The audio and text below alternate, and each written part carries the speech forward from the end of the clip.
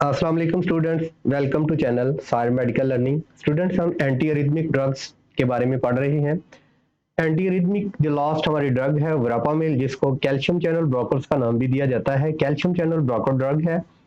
अब देखते हैं कि जो कैल्शियम चैनल ब्लॉकर वरापामिल है, इसका मैकेनिज्म ऑफ एक्शन क्या है, फार्माकोलॉजिकल एक्शन क्या है, फार्माकोनाइटिक्स और इसके एडवर्स इफेक्ट के बारे में।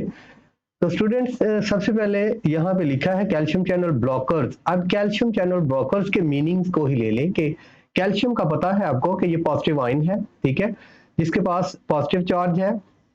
उसके बाद चैनल ब्लॉकर्स, चैनल्स क्या है? चैनल वो रास्ता है जिसके जरिए से जो कैल्शियम है वो सेल्स के अंदर उसने इनफ्लक्स करना है, यानी एक्स्ट्रा सेलुलर एरिया से इंट्रासेलुलर एरिया की तरफ इनफ्लक्स करना है। इस चैनल को हम कहेंगे चैनल। और यहाँ पे चूंकि कैल्शियम चैनल ब्लॉकर वर्ड इस्तेमाल हुआ है, ब्लॉकर का मतलब है कि ऐसा सिग्नल मॉलिक्यूल्स या ऐसा लिगेंड मॉलिक्यूल है जिसने जाके कैल्शियम के वोल्टेज गेटेड चैनल्स को, आयन चैनल्स को या तो कैल्शियम चैनल्स को जाके ब्लॉक कर देना है, ताकि कैल्शियम की जो एंट्री है, कैल्शियम का जो इनफ्लक्स है सेल के कार्डियक सेल्स के अंदर, कार्डियक सेल्स के साइटोप्लाज्म के अंदर, वो रुक जाए। ठीक है, तो नाम से ही पता चला हमें कि ये जो वरापामिल ड्रग है ये कैल्शियम चैनल ब्लॉकर है, यानी कैल्शियम जो पॉजिटिव चार्ज वाला आयन है इसकी एंट्री इसने कार्डियक सेल्स के अंदर ब्लॉक करनी है। तो रीडिंग स्टार्ट करते हैं, वर्ड से आपको समझ आ गई होगी। तो आगे देखते हैं कि अगर कैल्शियम कार्डियक सेल्स के अंदर जा रही थी तो कौन सा एक्शन मिल रहा था। अगर ब्लॉक कर दी गई इस एक्टिविटी को, कैल्शियम की एंट्री को, कैल्शियम की एंट्री को इस ब्लॉकर ने ब्लॉक किया, तो जो इफेक्ट हमें मिलना चाहिए वो क्या मिलेगा। इसका मैकेनिज्म ऑफ एक्शन स्टूडेंट्स यहाँ से रीड करते हैं, उसके बाद देखेंगे कि कैल्शियम जो है वो इंट्रासेलुलर जो है वो कौन सी परफॉर्मिंग या इसकी जो फिजियोलॉजी थी वो इंट्रासेलुलर क्या थी। सबसे पहले verapamil inhibit slow channel calcium ion transport across the myocardial cells membrane.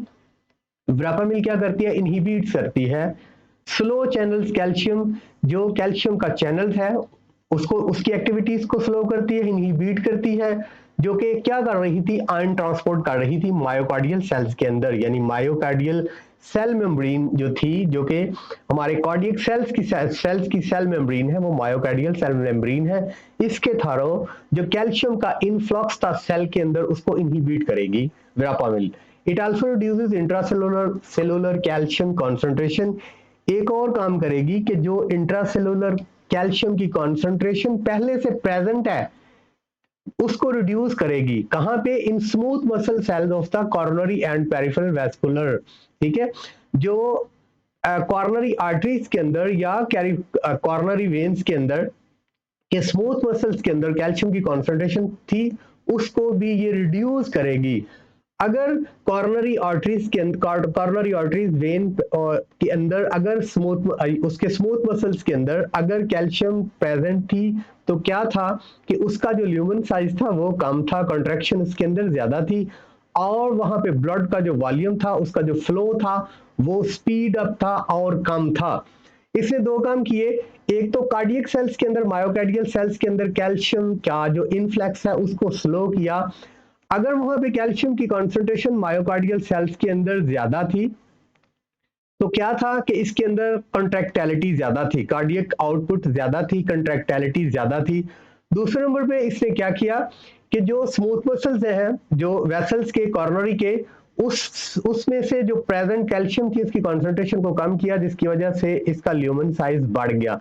इसका ल्यूमन साइज बढ़ने की वजह से, आर्टरी का ल्यूमन साइज बढ़ने की वजह से, एक तो कार्डियक आउटपुट कम होगी, उसके साथ ही ब्लड प्रेशर लो होगा, और इसके साथ पेरिफेरल रेजिस्टेंस भी कम हो जाएगी, क्योंकि ब्लड का फ्लो ल्यूमन साइज के बढ़ने से, मसल्स के रिलैक्स होने की वजह से ब्लड का फ्लो आर्टरी के अंदर, वेन्स के अंदर ज्यादा हो जाएगा, जिसकी वजह से ब्लड के जो हार्ट के मसल्स है, ब्लड की सप्लाई ज्यादा होगी।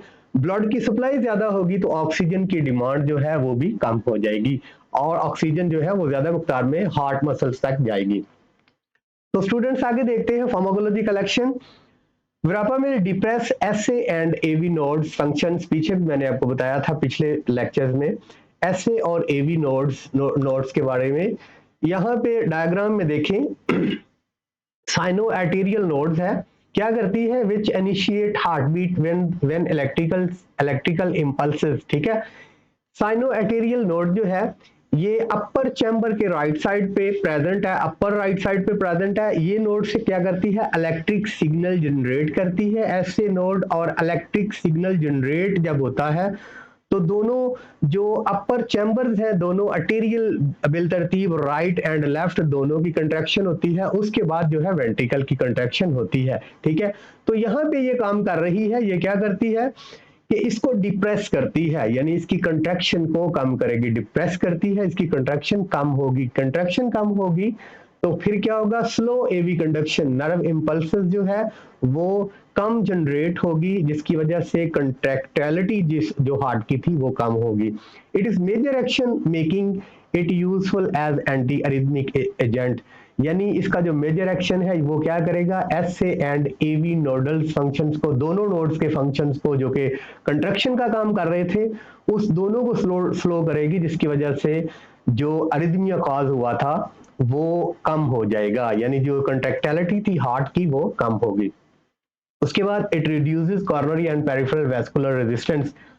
अब मैंने आपको बताया है कि ये किस तरह से coronary and peripheral vascular resistance को कम करती है, कि कैल्शियम चैनल ब्लॉकर जो है ये आर्टरीज के जो स्मूथ मसल्स हैं, वेन्स के जो स्मूथ मसल्स हैं, वहां पे कैल्शियम के लेवल को डिक्रीज करेगी, रिड्यूस करेगी, जिसकी वजह से इनका ल्यूमन का साइज बढ़ जाएगा, ये रिलैक्स हो जाएंगे। इसके रिलैक्स होने की वजह से क्या होगा कि ब्लड प्रेशर जो है, ब्लड का फ्लो जो है वो ज्यादा हो जाएगा, ब्लड प्रेशर जो है वो कम हो जाएगा, ठीक है। इसके साथ it increase coronary blood flow, ये कॉर्नरी ब्लड फ्लो जो है वो ज्यादा हो जाएगा। उसकी वजह ये है कि वो जहां जब पेरिफेरल रेजिस्टेंस थी, अगर जो कॉर्नरी आर्टरी थी उसका ल्यूमेन साइज कम था तो वहां पे प्रेशर ज्यादा था, और प्रेशर ज्यादा होने की वजह से जो है वो ब्लड प्रेशर भी इंक्रीज था, ठीक है। अब इसने क्या किया, it increase coronary blood flow, अब ल्यूमेन साइज बढ़ गया और ब्लड का फ्लो जो है वो इजीली तमाम आर्टरीज के अंदर या इसकी वेन्स के अंदर उसका फ्लो हुआ, यानी कॉर्नरी ब्लड फ्लो जो है इसने इस वजह से ज्यादा किया कि उसके अंदर जो कंस्ट्रक्शन थी, कंस्ट्रिक्शन थी इस वजह से कि कैल्शियम की कॉन्सेंट्रेशन ज्यादा थी। अब कैल्शियम की कॉन्सेंट्रेशन कम की तो उसका जो ल्यूमन साइज है वो भी बढ़ गया, और ल्यूमन साइज बढ़ने से ब्लड का फ्लो इजी हो गया। अब इसके अगर एग्जाम्पल की बात करें, एक छोटा पाइप है उसमें से देखें वाटर का फ्लो जो है वो स्पीड अप होगा और बड़ी मुश्किल से होगा। अगर वो पाइप का डायमीटर ज्यादा कर दे तो वहां पे फ्लो जो है पानी भी ज्यादा जाएगा और फ्लो भी इजी होगा, ठीक है। तो इसी वजह से यहाँ पे इसका साइज, ल्यूमेन साइज बढ़ा देगी, जिसकी वजह से जो कॉर्नरी ब्लड फ्लो है वो ज्यादा होगा। Verapamil increase myocardial oxygen supply by increasing coronary blood flow. अब देखें जब ब्लड का फ्लो ही ज्यादा हो गया है, ल्यूमन का साइज बढ़ गया है, अब जो इसके मसल्स हैं आर्टरीज के, वेन्स के, ठीक है, अगर वो उनका साइज बढ़ गया है तो वहां ब्लड का फ्लो ज्यादा है। अगर ब्लड का फ्लो ज्यादा है तो मायोकार्डियल ऑक्सीजन की सप्लाई जो है वो भी बढ़ चुकी है, क्योंकि ब्लड का फ्लो ही ज्यादा हो रहा है, और जितनी ज्यादा मकदार में ब्लड की सप्लाई होगी उतनी ही ज्यादा मकदार में ऑक्सीजन भी तो साथ जा रही है ना। So simply we can say verapamil has anti arrhythmic, ये एंटी अरिथमिक ड्रग है, एंटी इंजाइनल ड्रग है, एंड एंटी हाइपरटेंसिव प्रॉपर्टीज, और इसकी जो प्रॉपर्टीज है वो एंटी हाइपरटेंसिव भी है, यानी ये ब्लड प्रेशर को भी लो करती है, अरिथमिया को भी ठीक करती है, और इसके साथ जो है अंजाइनल सिम्टम्स, अंजाइना के सिम्टम्स को भी कम करती है, ठीक है, क्योंकि हार्ट का वर्कलोड भी कम कर रही है कॉर्नरी आर्टरी के अंदर ब्लड के फ्लो को ज्यादा करके, ठीक है। उसके बाद फार्माकोनाइटिक्स की बात करते हैं कि verapamil is rapidly and almost completely absorbed after oral administration, ठीक है। ऑरल एडमिनिस्ट्रेशन में ये एडीएमई में अगर देखें तो बहुत जल्द जो है ये स्टोमिक में ऑब्जर्प्शन इसकी हो जाती है।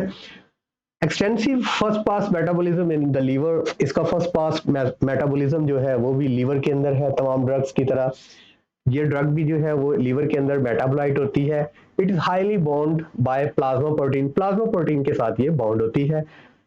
इसकी हाफ लाइफ की बात करें तो ये 3 to 6 आवर्स है इसकी हाफ लाइफ। जब कॉन्सेंट्रेशन ब्लड के अंदर किसी ड्रग की हाफ रह जाती है तो इसका मतलब है कि ये इसकी हाफ लाइफ है।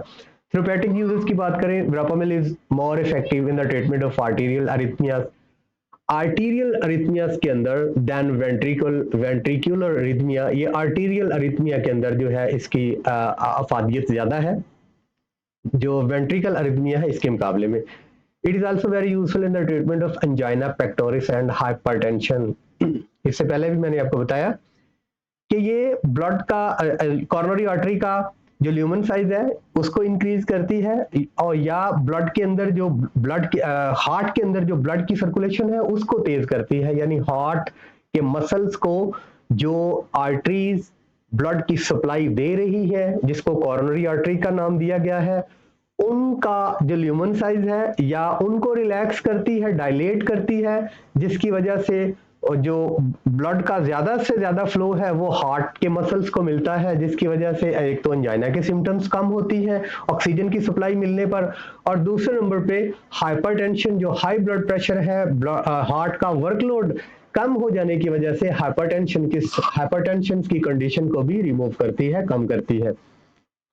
इसके एडवर्स इफेक्ट की बात करें, ये कॉन्स्टिपेशन कॉज करती है, is the most common side effect. ये कब्ज की सिम्टम्स अपीयर करती है, नोजिया, अबकाइयाँ, वॉमिटिंग, कै आना, हेडेक, सर दर्द, वीकनेस, कमजोरी हो जाती है, मतलब जर्नल एंड गैस्ट्रिक डिस्टर्बेंस, और या हमारा जो जीआईटी है ये डिस्टर्ब हो सकता है, स्टोमिक डिस्टर्ब हो सकता है। मेकर व्हेन गिवन इंट्रावीनस दी जाए तो ये सिम्टम्स अपीयर कर सकती है।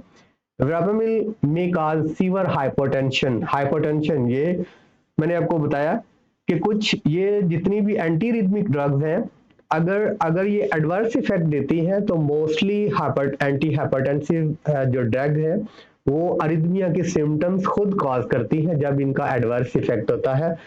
तो ये क्या करती है कि हाइपोटेंशन, हाइपर का मतलब है ब्लड प्रेशर का ज्यादा हो जाना, और हाइपोटेंशन का मतलब है ब्लड प्रेशर का नॉर्मल से कम हो जाना। एडवर्स इफेक्ट है कि नॉर्मल से ब्लड प्रेशर बहुत स्लो हो सकता है या कम हो सकता है, हाइपोटेंशन की सिम्टम्स। उसके बाद एंड ब्रेडिकार्डिया का मतलब है कि यहाँ पे अगर हार्ट रेट जो है वो ऑप्टिमम लेवल से कम हो गई है तो ये ब्रेडिकार्डिया है, यानी ब्लड प्रेशर को बहुत ज्यादा स्लो डाउन कर सकती है और साथ ही जो हार्ट का रेट है उसको कम कर सकती है, ये ब्रेडिकार्डिया है। तो स्टूडेंट्स, उम्मीद है कि आपको इस लेक्चर की समझ आई होगी। इंशाल्लाह अगले लेक्चर के साथ दोबारा मुलाकात होगी। अस्सलाम वालेकुम।